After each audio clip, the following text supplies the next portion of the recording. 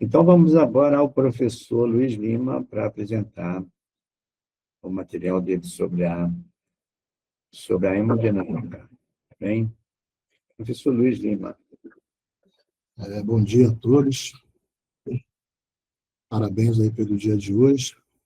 E agradeço aqui mais uma oportunidade de estar apresentando, falar alguma coisa, né, sobre hemodinâmica para as pessoas que não sabem o que é. De repente tem muito aluno aqui, acredito eu, e vocês entenderem um pouquinho sobre o que é hemodinâmica, como é que é a sala de hemodinâmica, e é uma área que não tem muitas pessoas que dominem, né, o serviço de hemodinâmica. Há sempre, às vezes, um déficit de pessoal e agrega muito ao currículo de todos. Aí vou passar um pouco aqui para vocês, de repente vocês se identificam, né?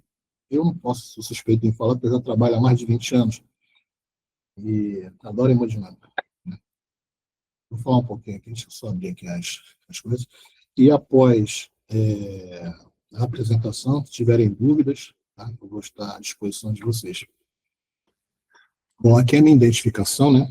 Me chamo Luiz Carlos Lima, sou fisioterapeuta, técnico de radiologia e hemodinâmica há mais de 20 anos, né? Sou supervisor técnico do IECAC e sou técnico também no Hospital Norte Dó.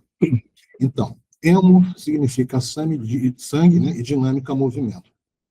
Então, na verdade, é um movimento que o sangue faz, né, através do corpo, pelo sistema cardiovascular, pelo sistema de artérias e veias, né, e juntamente com o aparelho cardiovascular, que seja coração e pulmão, que faz essa movimentação através da grande circulação e da pequena circulação.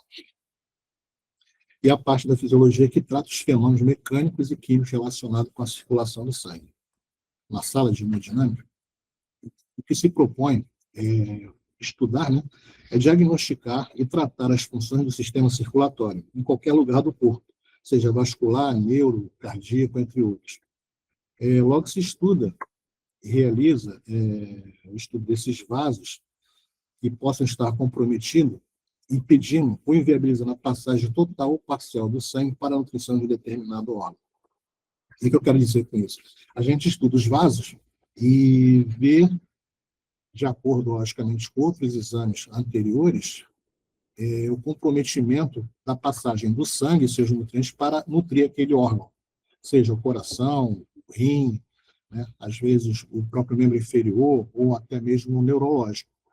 Aí, quando esses vasos estão comprometidos de alguma forma, na sala de hemodinâmica a gente vai fazer uma proposta de diagnóstico no início, né, e depois uma proposta de tratamento. Tá? A hemodinâmica é regida pela SBHCI, que é a Sociedade Brasileira de Hemodinâmica e Cardiologia Intervencionista. Tá?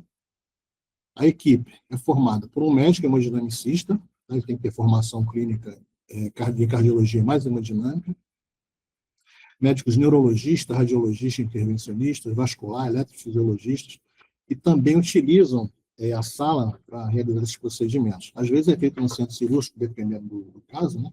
Às vezes preferem a hemodinâmica e a qualidade do exame é bem melhor. Tem que ter um médico anestesista, né? Um enfermeiro com especialização em cardiologia, técnicos de enfermagem com formação técnica na área, o técnico de radiologia, de preferência com capacitação em hemodinâmica, né? Auxiliar de serviços gerais e administrativo. Esse quesito aqui de segurança do paciente, eu sempre chamo a atenção porque nós fazemos parte de uma equipe multidisciplinar, né?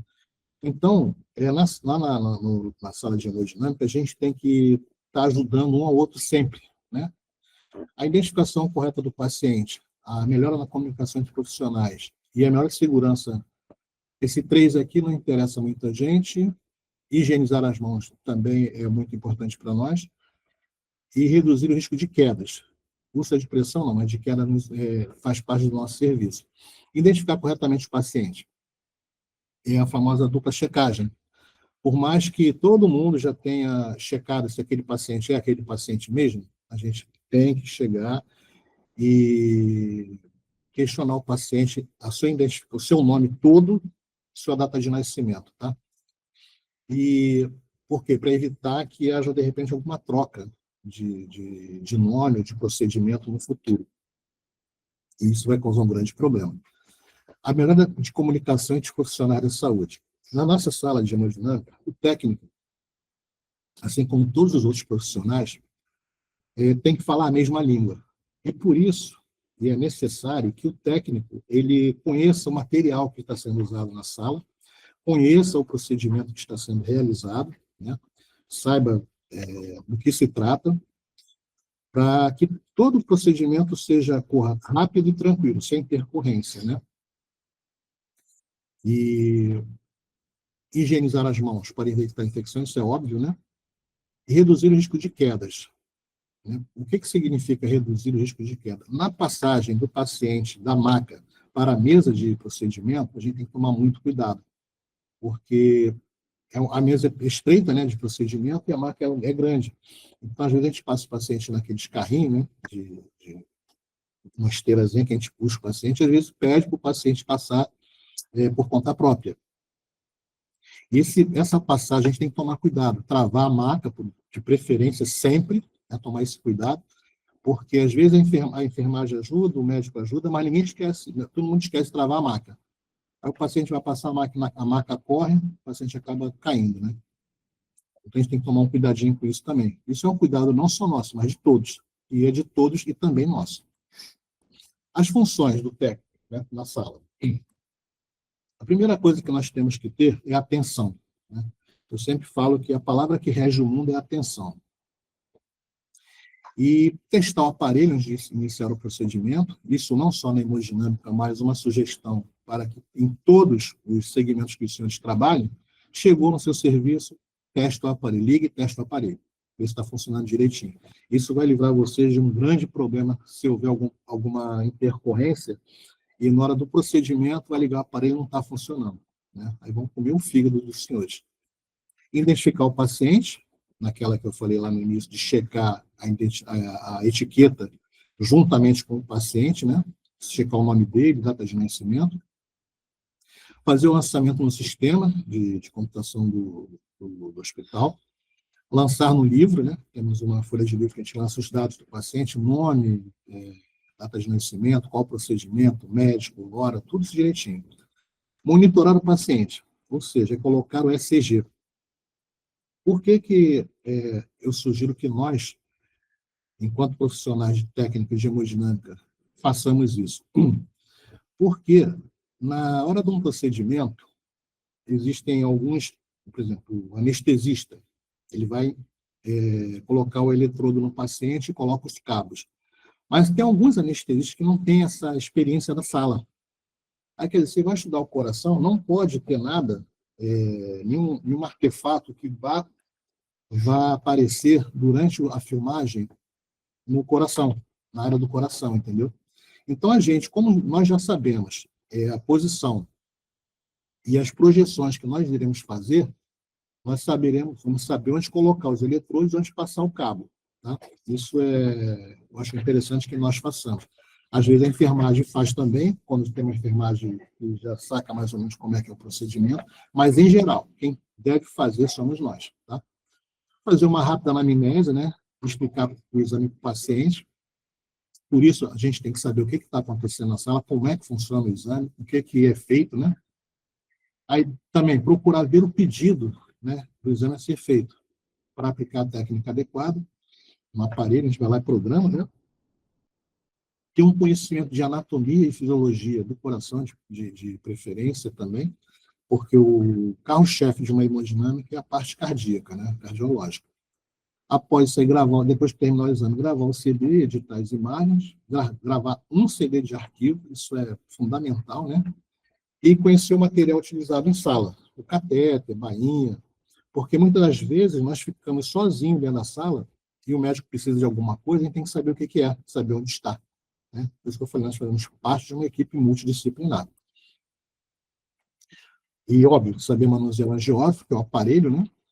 Conhecer as ferramentas do angiógrafo também. Tomar muito cuidado ao movimentar esse angiógrafo, porque ele faz umas projeções de oblíquas e muitas das vezes o paciente está com está entubado, está com muito remédio, está com bomba infusora, e fica tudo ali perto da cabeça do paciente. Aí, nessa de fazer o oblíquo, a gente pode tracionar um negócio, um desses, da traqueia, por exemplo, o paciente está entubado, ou do soro que está correndo, ou do próprio monitor, e derrubar, né, e causar um acidente. Tomar cuidado ao transitar na sala de procedimento, porque todo o material que está ali é estéreo. Tá? Ter um conhecimento de informática, um conhecimento de inglês, porque tudo está em inglês, e ter o conhecimento de eletro e pressão arterial. Esse conhecimento de eletro, de informática, de inglês, de material, né, isso por isso que pede uma capacitação. Porque uma pessoa que vai trabalhar na hemodinâmica e o técnico que está lá vai ter que ensinar tudo para essa pessoa, é meio complicado, porque isso demanda tempo, custo, né? Então, se a pessoa chegar num serviço, já ter um conhecimento, saber o que é hemodinâmica, saber quais são as projeções, conhecer material, ele já está um passo, acho que 3 passos à frente de quem não sabe nada, com certeza, né? E numa questão de competição, esse profissional, que pode até não ter capacidade, assim, que eu digo, de tempo de experiência, né? Não tem muita experiência, mas ele já tem uma experiência teórica, né? Prática, que ele já tem. Isso vai estar à frente de muita gente. Quando eu coloco no Zé o arco, é por causa disso aqui, ó. Tá vendo? Aqui embaixo, aqui é o arco, né? É a ampola de raio-x. Então, esse arco, ele gira para os lados, né?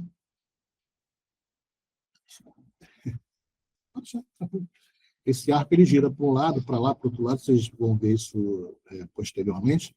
Então, se pegar numa traqueia dessa, num negócio de soro, ou até na parte de monitorização, pode derrubar a bomba, pode derrubar o aparelho que está aqui em cima, o polígrafo, e causar um acidente, tá bom? Por isso tem que ter muito cuidado no manuseio do aparelho para não ter esse tipo de problema. A sala, o que deverá conter, né?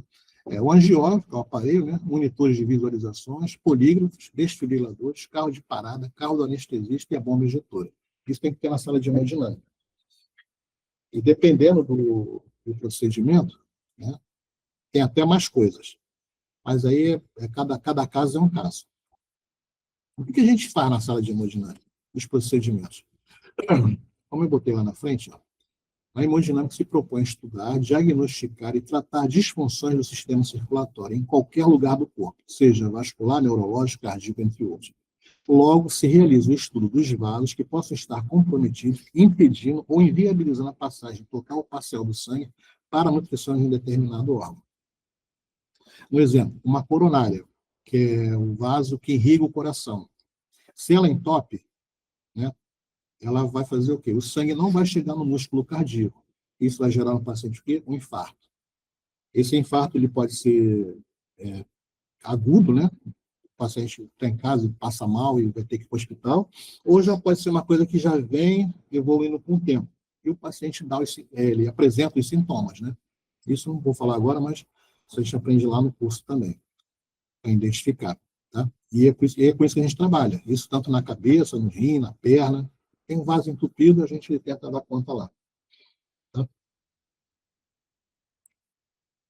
Então, alguns dos procedimentos realizados na sala de hemodinâmica. A coronariografia, né, que é o famoso cateterismo cardíaco, ventriculografia esquerda, arteriografia cerebral, de membro inferior, renal e etc. Tem outros órgãos também que podem ser estudados. A ortografia, o estudo eletrofisiológico, ablação, implante de marca-passo, valvoplastia mitral, implante de TAV e FFR, fluxo de reserva vacional. Cada procedimento desse tem um protocolo a ser utilizado, né? Tem uma forma de você preparar a sala, tem uma forma de você colocar o arco. Então, a gente tem que saber o que vai ser feito, né, para poder se preparar e não ser pego de surpresa.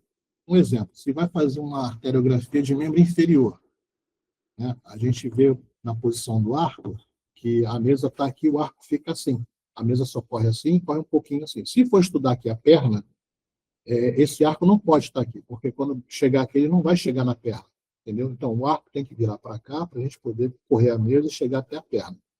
Isso a gente vê também no decorrer do curso, né, que a gente dá essas matérias todas. Tá? Faz angioplastia, coronário, de membro inferior, cerebral, renal, etc. Faz implante de catéter, perniquete, que é para hemodiálise, e implante de catéter portiquete, que é para quimioterapia e embolizações. Esses implantes aqui, eles podem ser feitos no centro cirúrgico também, tá? Aí é questão de decisão médica. Esses exames todos são realizados com uso de contraste, então é importante saber se o paciente tem alergia ao contraste ou não, tá? Isso a gente faz naquela entrevista. Ah, mas isso não é função do técnico. Eu sei que não é função do técnico, mas nunca é demais saber se o paciente tem alergia a alguma coisa. Teve uma vez que o paciente chegou lá para fazer um procedimento de neuro. Aí ele chegou para uma senhora até. Aí todo mundo perguntou, a senhora tem alergia ao iodo? Não, não tem alergia ao iodo. Aí eu fui, todo mundo já tinha perguntado, mas eu fui lá perguntar ela, a senhora tem alergia a iodo? Não. Aí eu perguntei assim, a senhora tem alergia a alguma comida ou algum remédio que já tenha ficado com coceira, alguma coisa? Ah, tenho sim, eu não posso comer camarão. Por quê? Não, porque minha boca incha, meu olho incha. E a senhora não tem alergia? Não, não tem alergia a iodo. Aí eu fui chamar um médico, né? Falei para ele, pô, mas não é possível. Eu falei, pois é. Ele já tinha conversado com ela no leito, né? Aí quando foi lá e perguntou, ela, não, isso mesmo. A senhora não tem alergia? Não, não tem não. Aí resultado foi abortado o exame. Né? Aí depois ela teve que fazer um preparo, pré-exame, né?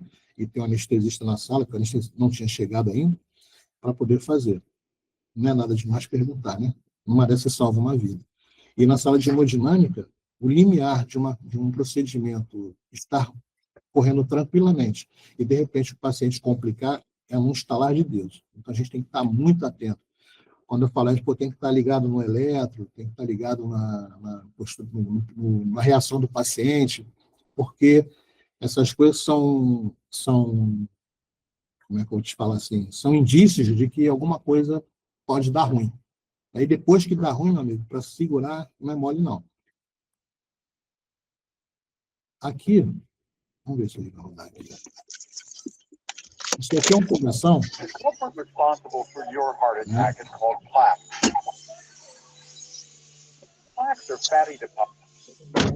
O coração é uma artéria. Não dá pra atender, porque eu tô assistindo esse bagulho aqui. Tá bom na hora. Tem alguém com o microfone ligado aí, galera. Vai passar de novo. Tá onde que é, né? Esse daqui?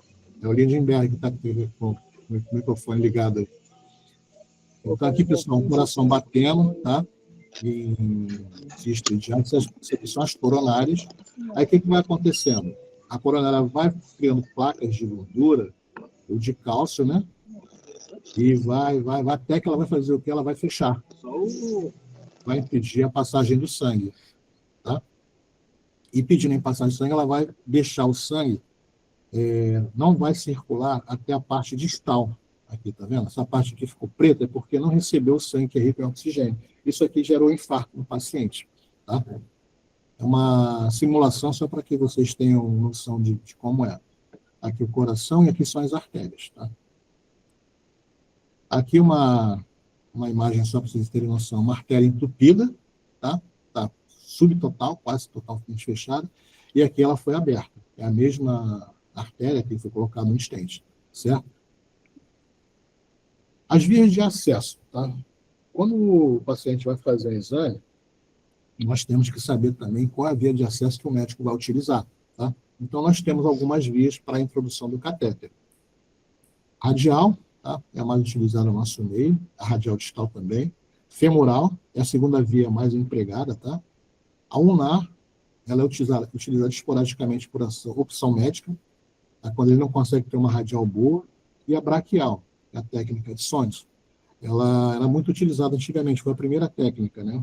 Na história da hemodinâmica, a gente fala sobre a história do Sondes, como é que começou esse negócio de cateterismo, né? É uma história bem legal, para vocês entenderem. Então, no início era Sondes e hoje é mais radial e femoral, dependendo do procedimento. tá? Aqui, vamos ver se vai rodar isso aqui. Isso aqui é só uma visualização. Esse vídeo era um pouquinho pesado, tá? Então, eu vou ficar devendo isso para vocês. Mas, se por acaso vocês vierem fazer o curso, vocês vão ter isso aqui, que é uma filmagem que eu fiz durante um procedimento da punção radial. Como é que é feito, entendeu? Aí, depois do procedimento, o paciente faz esse curativo aí e vai embora no mesmo dia. Nós também vamos ver a diferença, né, da punção radial da femoral, quais são as vantagens e desvantagens, né? Por que faz pelo braço, por que faz pela perna, isso a gente vê depois. Tá? Aqui é o curativo, né, após procedimento radial. Agora vamos ver se vai rodar o vídeo da coronária. Coronariografia, a gente tem os nomes de CAT, cínica, teterismo, coronariografia, cineangiocoronariografia, são todos sinônimos. Né? Aí, quando tem um pedido médico, coronariografia. O que mais se utiliza, porque escrever cineangiocoronariografia é meio complicadinho. Tá? E qual é o objetivo? A coronariografia é um procedimento diagnóstico. Tá? Então, através dela, o médico faz a punção, entra com catéter e injeta na coronária. Nós temos duas coronárias, direita e esquerda. Então, ao injetar na coronária, a gente vai ver, né, o médico vai ver, nós também vamos ver, se tem alguma lesão nessas coronárias. E para que se visualize se há alguma lesão, a gente faz algumas projeções. Tá? Aí faz projeções de diversos ângulos, porque cada projeção vai abranger uma determinada artéria, né? E depois disso aí, o médico vai ver o que pode ser feito. Né? Aí vai ver se está doente, se tem tratamento, qual o tratamento. E esse exame é um procedimento diagnóstico. Né? Há lugares em que fez o diagnóstico, tem condições de fazer a angioplastia, já emenda e faz a angioplastia de uma vez só. Tá? Aqui eu já sou as conclusões do procedimento, que eu já falei antes, né? Aí, quer dizer, no procedimento de coronária, a gente vê se o paciente pode fazer angioplastia. Primeiro, se não tem nada, né? Às vezes a dor que ele sente não é da coronária. Se pode ser feita angioplastia, se pode colocar ponte, caso não seja possível fazer angioplastia, e colocar ponte, ou pode ser tratamento clínico. E na coronária a gente avalia por isso aqui, a localização, a característica da lesão, o comprometimento, a função do ventrículo, né? O tipo de tratamento que foi realizado. Aí quando bota aqui, possíveis locais anastomóticos para a colocação das pontes, né, de safena, né? E a progressão da doença, de repente, depois de um certo tempo, o paciente volta a sentir dor, fez uma angioplastia, aí volta para fazer o exame. Tá? Que bom que rodou. Isso aqui é uma coronariografia. Tá? Nós temos aqui o catéter aqui, colocado na artéria coronária. Isso aqui é a coronária esquerda. Tá? Mais uma projeção. A coronária está normal. Tá?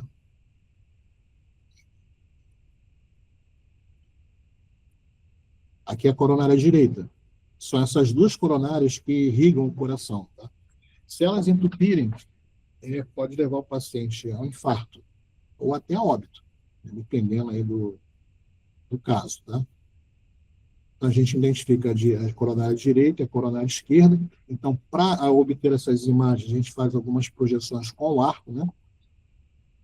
E que essa imagem aqui já é diferente da anterior, certo?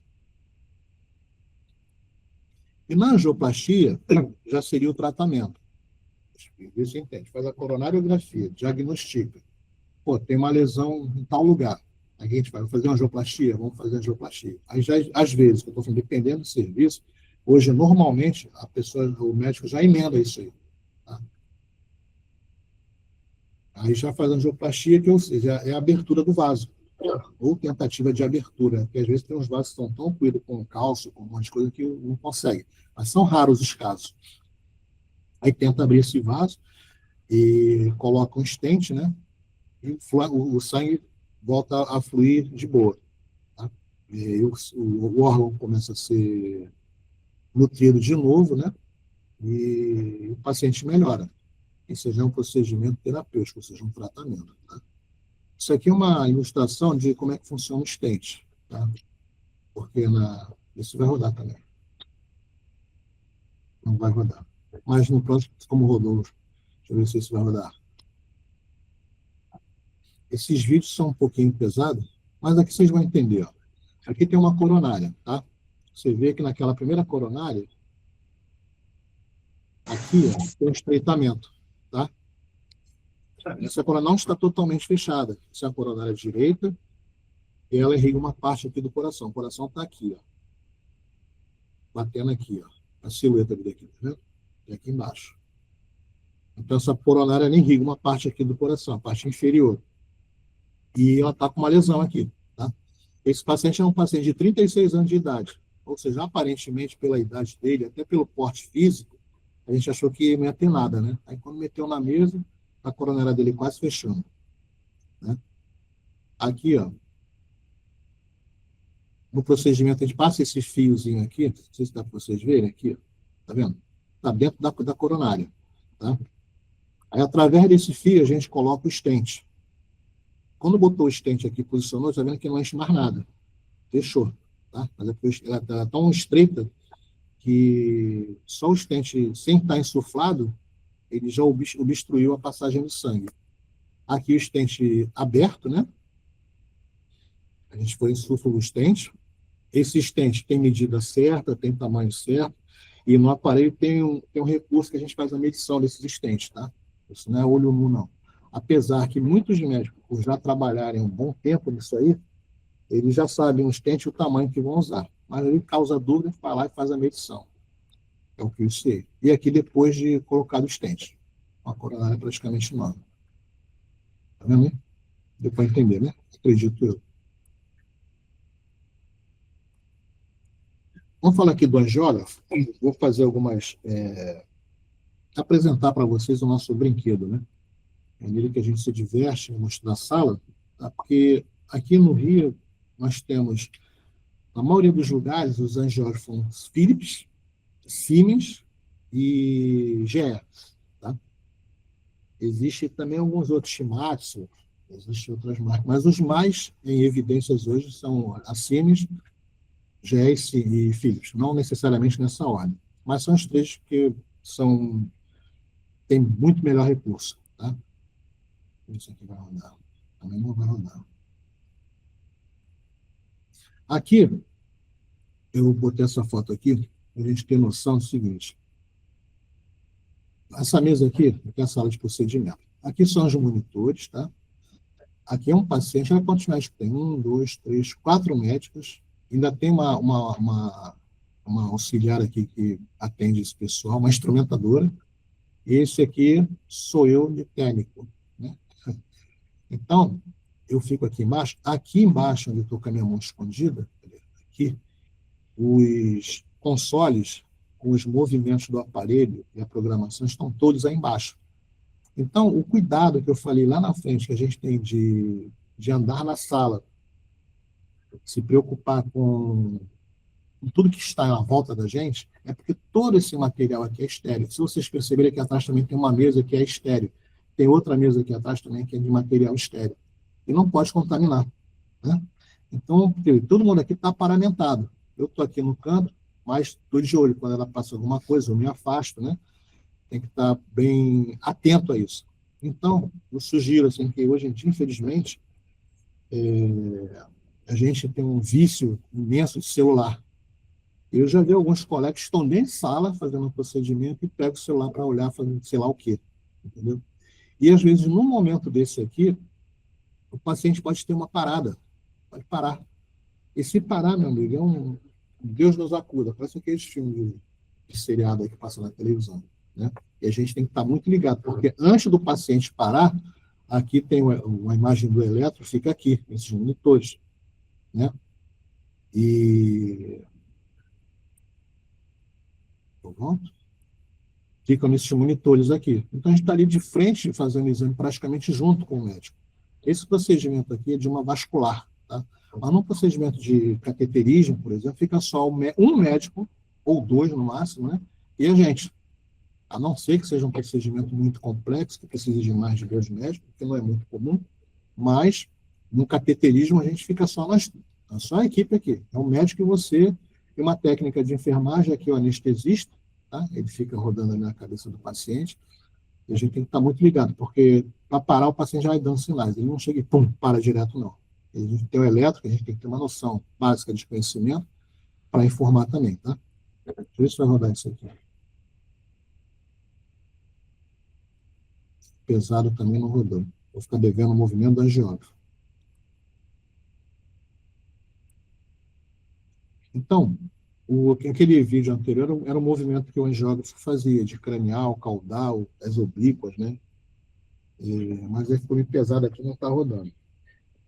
Vou mostrar para vocês alguns aparelhos, tá? Que são nos quais a gente trabalha e tem que ter um conhecimento. Isso aqui é um aparelho antigo, tá? Ele nem está mais em circulação, ele já foi desmontado. Mas a base de todos eles, a montagem, né? Mesma coisa. Tubo de raio-x aqui embaixo e o flat aqui em cima, tá? O intensificador. Antigamente era esse trombolhão aqui, agora já não é mais, já diminuiu, tá? Esse aqui é um Philips, tá vendo? Tem os monitores aqui, o flat, a diferença dele para o outro, e o tubo de raio-x aqui. A base dele é no chão, tá? Aqui a mesa, certo? Aqui os comandos da mesa. Deixa eu ver esses comandos com mais detalhes aqui à frente.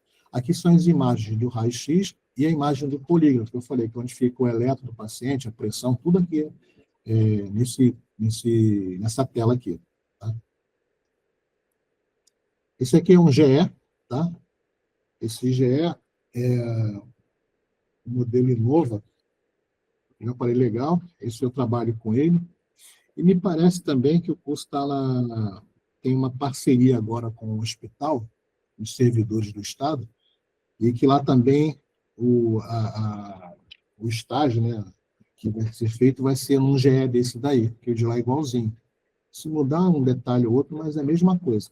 Tá? Então, daqui mostrando a sala para vocês. Aqui fica o carrinho do anestesista, no caso de uma parada tiver que entubar, tá? Ele tem uma ventilação aqui. Aqui os monitores, que a gente está de frente para eles, né? Aqui corre a imagem em tempo real, aqui fica uma foto, e aqui embaixo o eletro, a pressão, tudo aqui direitinho. Materiais, são as catéteres, né? Aqui o console da mesa, que é onde nós trabalhamos, e quem comprou isso aqui é o técnico. Esse console movimenta a mesa e movimenta o arco, tá? Esse arco ele movimenta assim, e movimenta assim. Movimenta assim também, tá? Aqui uma outra visão, né? Hoje, esse arco aqui, por norma do conselho, ele tem uma saia aqui embaixo de chumbo, né? Para proteger o médico que fica aqui e a gente também, tá? Aqui um outro ângulo, tá? O ângulo anterior. Aqui fica a cabeça do paciente, né? E o paciente lá, as pernas lá para baixo. Aqui é a estação de trabalho, que a gente chama de workstation, né? Aí tem esse band monitor, e é aqui que nós trabalhamos também após a realização do exame. Aí nesses dois monitores aqui a gente grava e edita o exame, aqui a gente lança o paciente, né? Aqui. A gente lança o paciente aqui, né?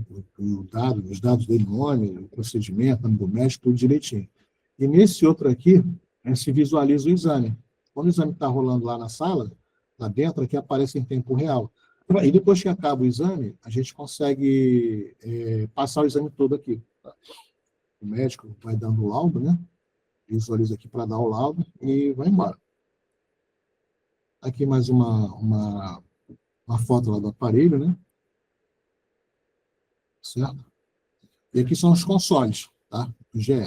Isso aqui é todo o comando nosso.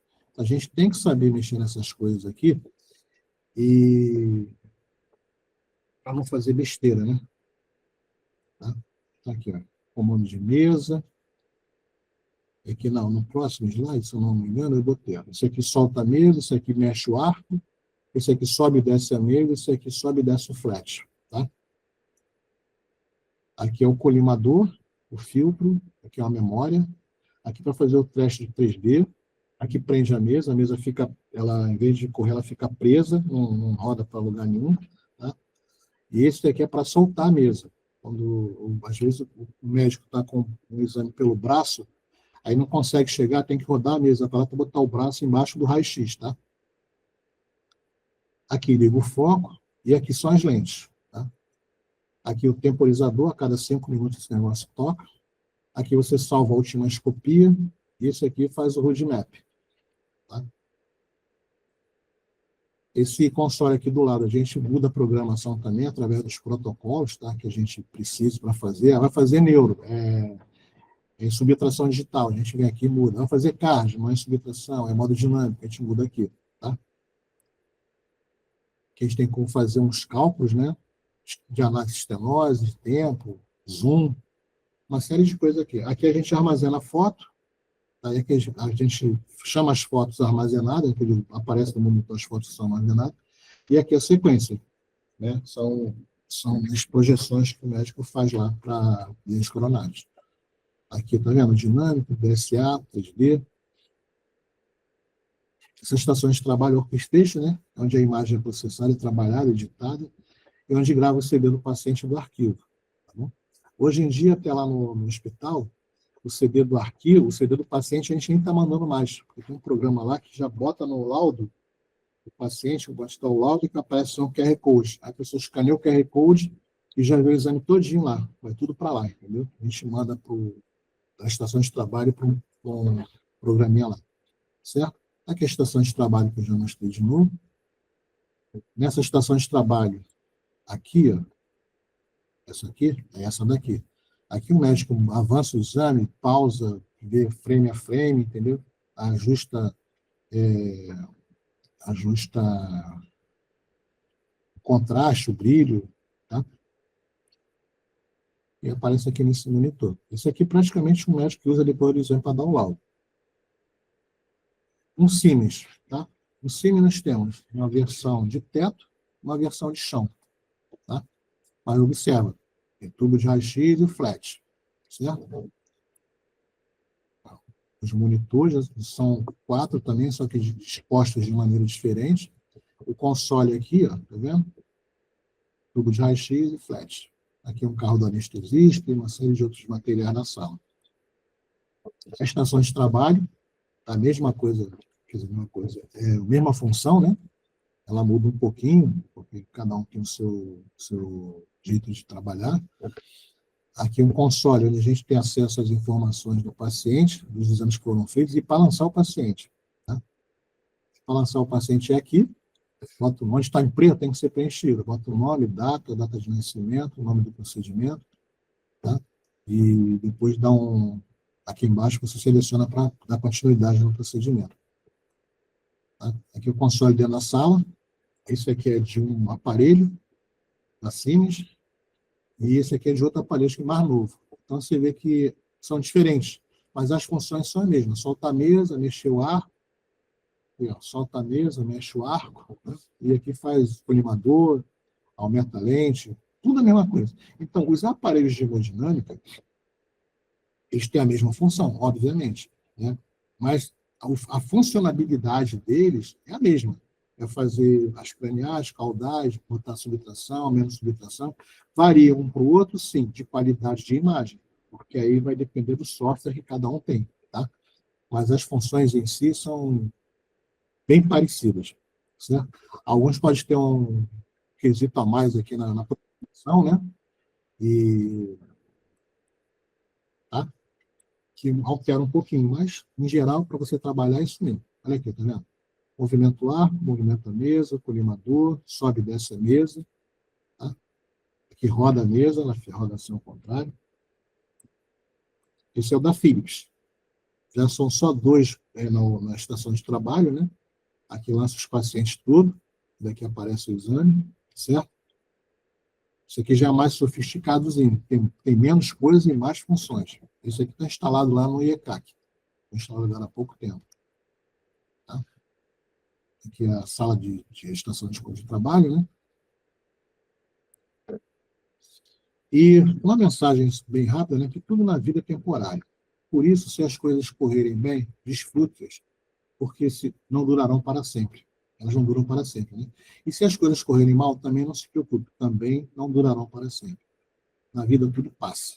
Gente, obrigado aí pela pela atenção, né? Mais uma vez agradecer ao CENIB pela oportunidade de estar aqui demonstrando, falando sobre hemodinâmica, divulgando o trabalho, né? Como eu falei, existem poucos profissionais que entendem de hemodinâmica, né? Eu falo isso por experiência própria.